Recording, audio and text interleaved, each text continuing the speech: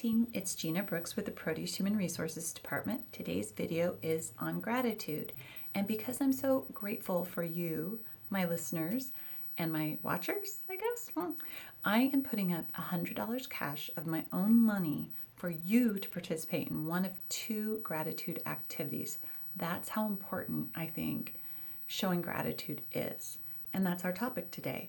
So I start everything off, right, with a quote. So today's quote is, feeling gratitude and not expressing it is like wrapping a present and not giving it. Being grateful now is more important than ever. We've never really experienced what we've been going through right now, right? So I think with isolation and so much job loss and anxiety and pressures, I can only imagine that we are all wishing and praying that this is going to end soon, but we're also all going, why did we not appreciate what we had before all of this happened? So that's what we're going to talk about. And there's also, as I've been looking at this topic, and May being Mental Health Awareness Month, I actually found some correlations between isolation, right, and mental health, and also gratitude and helping with mental illness. So obviously, I've always been very open about my struggles with anxiety and depression, and I have my ways of coping. But what's interesting is through COVID and with everything happening, people that didn't experience anxiety and depression before are experiencing it for the first time. So fascinating as it is, I'm actually more equipped to handle some of those anxieties and pressures because I've learned all these coping mechanisms than people who have never experienced it and are experiencing it for the very first time. I think what's really causing a lot of issues for people is the isolation, and we're a community, right? You can look at history. There's that importance of having a tribe, and that tribe mentality is gone, and being isolated has been exasperating depression. So, speaking of today's video about gratitude, there's actually evidence that expressions of gratitude can increase social bonding and decrease feelings of loneliness.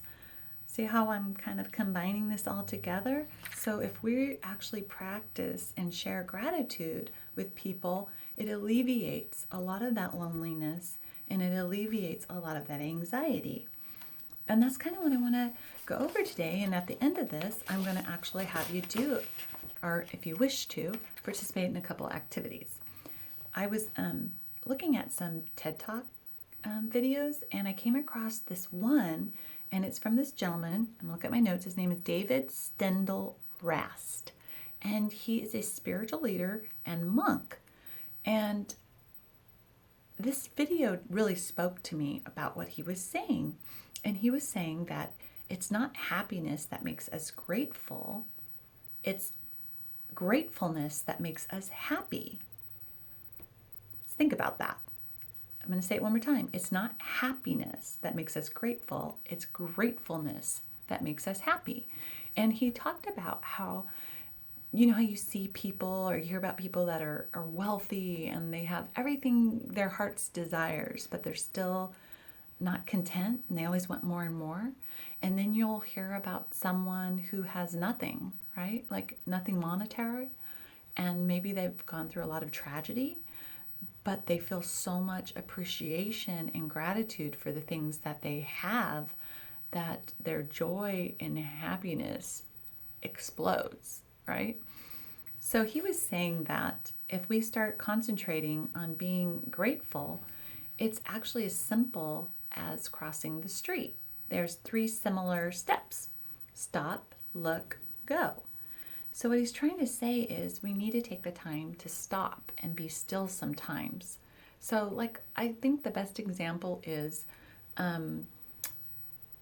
the essential workers. Do you remember how there was this big universal message that was going out, clapping their hands, saying thank you, I appreciate you, I'm grateful for your services to the healthcare workers? Same thing.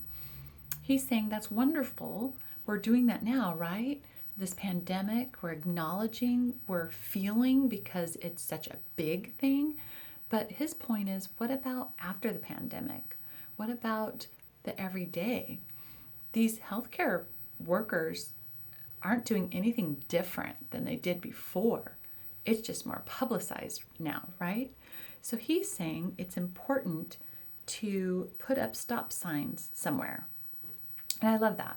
So what he's saying is put a little note to yourself. Like if you, something that you are grateful for now, to remind yourself when things change, you're still supposed to be grateful. So put a sticker up to remind healthcare workers later on that you appreciate them.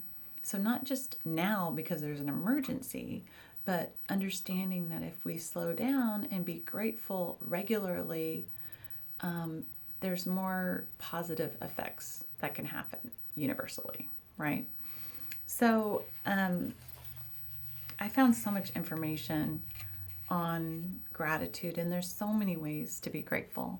And obviously, the simplest way is just to say thank you and acknowledge the gift that someone has given you. But I want to challenge you to do more than that, okay? And I'm going to keep this short today. I'm going to challenge you to one of two different exercises, and you can pick one or the other.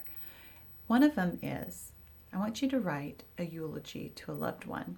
Okay, but here's the kicker. The eulogy is to someone who's alive. I know.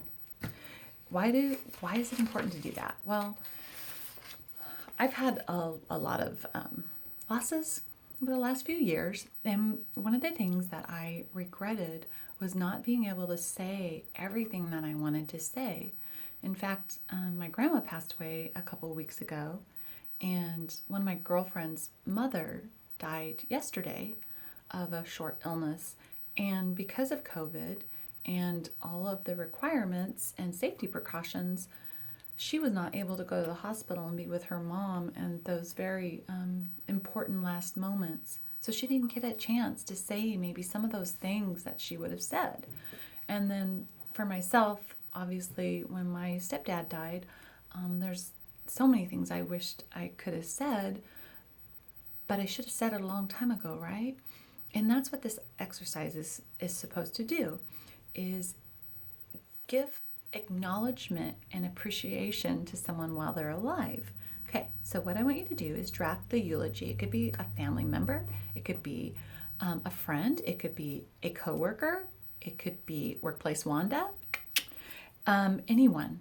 And you don't have to do like a whole, like pretend they died and put that in your eulogy. You don't have to do that. You could put their name, maybe a little history on them. But the most important part is to put why they are so important to you, okay? How they impacted your life, and give specific examples. And what I want you to do after you write that is I actually want you to give that to that person and send me a copy so you can enter into the drawing for $100 cash. Okay, so that's one way you can participate in being grateful. The second way is for 5 days, any 5 days before the deadline, I want you to take a picture, okay? And be as creative as you possibly want to be. Take a picture, and on that picture, I want you to write what you're grateful about. It could be anything. It could be a person. It could be a thing. It could be a picture. But take a picture of that, and then I want you to write on there, why are you grateful for that? And what's great about both of these is these are things that you can keep and do that exercise that we talked about earlier, like creating a stop sign. Same thing. You're putting in writing, you're acknowledging those items, those people, those things that you're grateful for, and you can revisit it later on when life gets busy as a reminder to be grateful, okay? So I want you to pick one of those two. So the eulogy or the 5 days of photos of things you're grateful for. And I want you to put your name on these submissions and send it to me. The deadline is Wednesday, June 3rd. On there, be sure to put if you want it private or not. I will not share your information without your permission. Obviously, it would be wonderful to share an example from the winner, right? But if not, not a problem at all. just note that on there that you would like it private. And you do not have to be a Proteus employee to participate. I have a lot of people out there that I send my videos to, and please, this is a journey of us together. We're in this together, right? And I want us all to learn about practicing gratitude. And I hope this exercise is pleasurable for all of you. And obviously, the acknowledgement that you're going to be giving to someone else is where the true prize is. So to submit by the deadline, June 3rd, you can submit to jbrooks@proteusinc.org. And what I'd like to do is I'll do the drawing, and at the beginning of the video the next day, which will be June 4th, I'll announce the winner and hopefully share the submission. So that's it for today. I wanted to keep it really short. I do have some fun things coming up, so stay tuned. But in ending, I just want you to know how grateful I am for your support. You have all been so wonderful and appreciative of me being vulnerable and making me feel comfortable to open up about my experiences and share them with you. And I can't tell you how uplifting it is to hear from you. So stay tuned, and I will see you next week, and I can't wait to see your submissions.